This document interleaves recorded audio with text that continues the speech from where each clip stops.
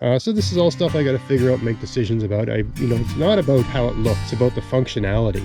By solving my drainage problem and turning my drainage problem into a sort of irrigation solution in a sense, right? Because now I've got a nice, easy place to draw water from.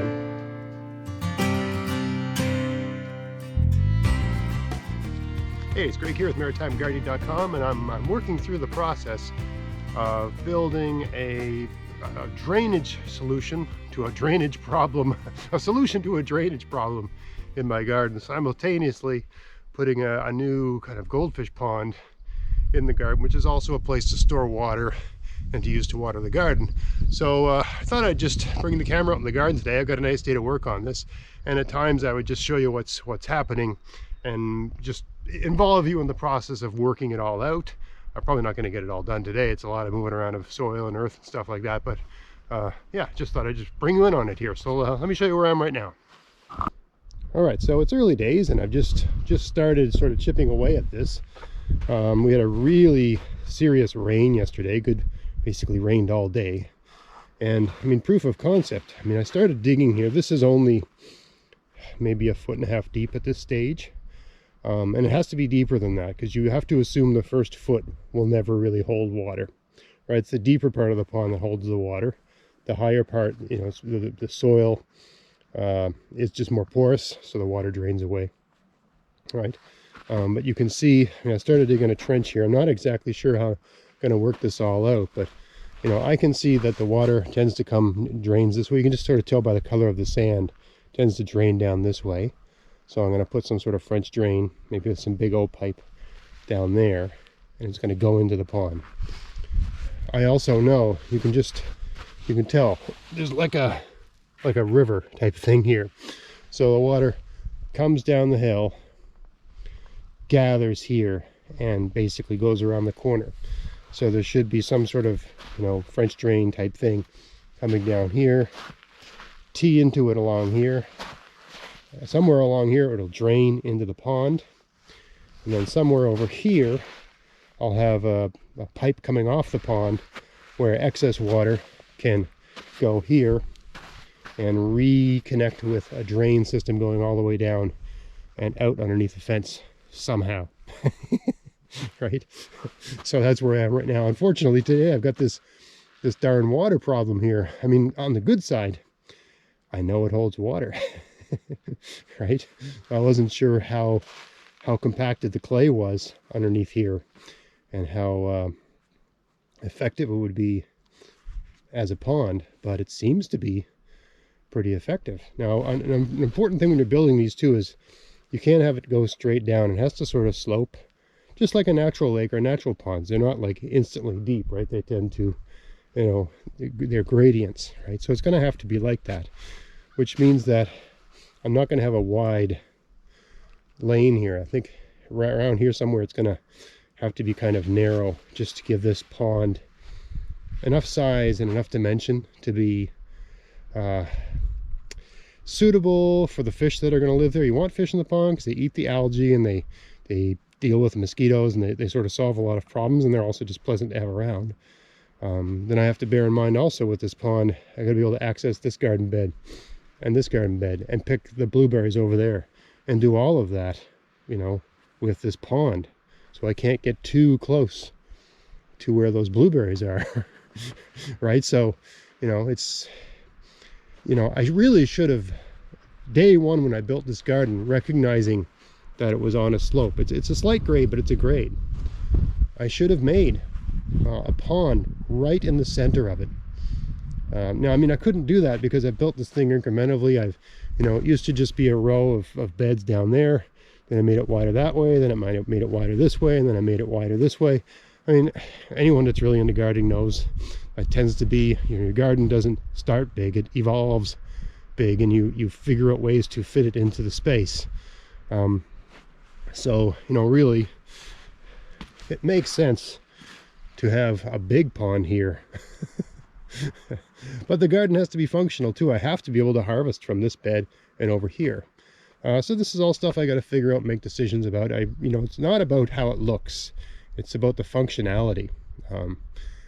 And, you know, by solving my drainage problem and turning my drainage problem into a sort of irrigation solution in a sense, right? Because now I've got a nice, easy place to draw water from.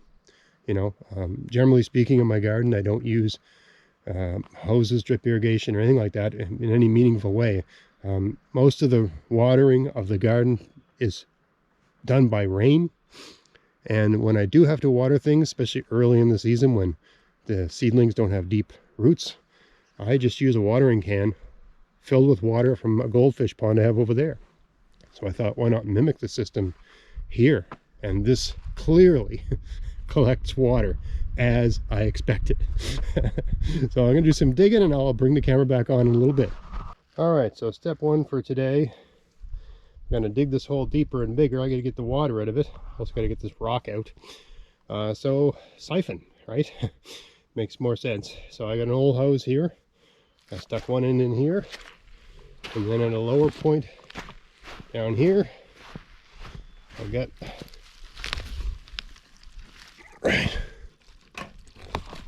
water coming out. Right, pretty simple process. You just suck on it until the water comes out, which is what I did. You get a few mouthfuls of nasty, dirty water, but hopefully the immune system holds up, and that isn't the last thing you ever do. So while that's happening, I'll keep an eye on it, because you can't, you know, you don't want to have the end of the hose so far down that it gets stuck in the mud. At the same time, you don't want it to pop out of the water, or you lose the positive flow in the hose, and you got to start the whole thing all over again with more sucking, which is no fun.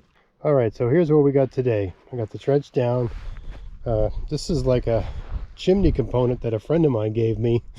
So I put this, the idea is to have one of these. I'm going to have some big O pipe. It's like a perforated pipe coming down here, gathering water. It's going to lead into the hole here, which needs to be dug out more. And then it'll go out there and down the hill. And then the challenge is, where does all this stuff go, right? So I've been adding it to other beds. I have my daughter carrying it in little buckets up to that garden up there. Put some in that garden over there. Put some in this garden here. Right, so it's actually turned out to be a great way to replenish the soil levels in a variety of my gardens. For those of you that have been with me for a long time, all these walking paths used to be wood chips. Then I put sand over top. So there's a layer of composted wood chips over, the existing soil everywhere here. So I think it's reasonably good soil with a little bit of sand on it. I don't think any of this soil is going to have a negative effect anywhere. We drained this out. I dug it out a little bit more. There's only, I'm 49, I'll be 50 in about a month. There's only so much of the stuff you can do in one day, right? I got plans for all of this, but you got to take it at a pace that you can take it at. You don't want to blow yourself out, wreck yourself, that sort of thing. This is where we got today. I got to make the trench go all the way down there, and I have to make this a lot deeper. Okay, so I mean, this looks like 2 foot deep pond. You have to bear in mind that in general the first foot never has water in it, right? Just because of the way the soil that's lower is more compacted than the soil that's higher.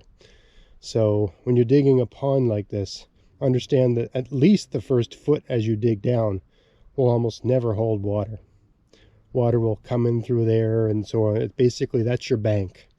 So it's almost more, it makes more sense to have that sort of gradually laid in, right, with plant life and things like that, right? So I've got it's steep right here, but this needs to actually be graded.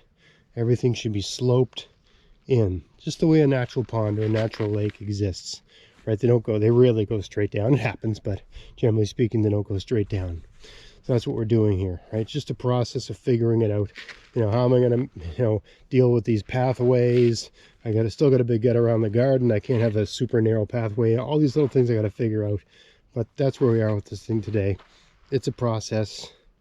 You don't have to have it. I mean, this is one of these great things. If I'm lying in bed and I can't get to sleep, I use my imagination. I don't roll over, grab my smartphone and start thumbing around, right? I use my imagination. I think about things like this, and I try to figure out what I should do next. I give it the mental attention it deserves, and over time you come up with a good plan for how to make it work. So anyway, that's where we are today. That's what we got done today. Doesn't look like a lot, but I spent a lot of time just staring at this and thinking, which is a big part of the process. So hope you found that interesting. Could you please like, share, subscribe. Until next time, get out there, get at it, have fun in your garden. Thanks for watching.